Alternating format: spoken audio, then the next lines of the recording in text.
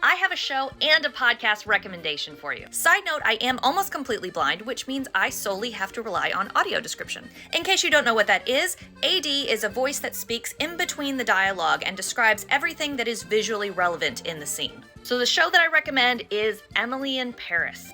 Is this a good show? No. Will at some point you want to throw something at your screen? Yup.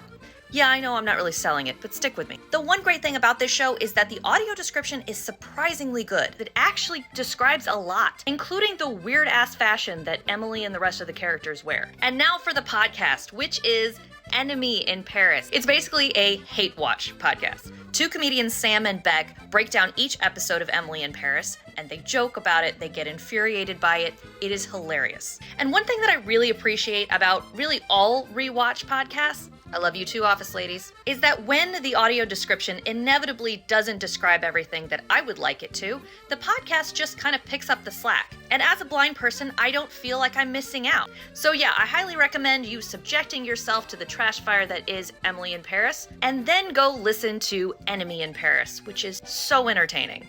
I love you, Beck. I love you, Sam. I love your podcast. I hate Emily. I am très excitée to be here.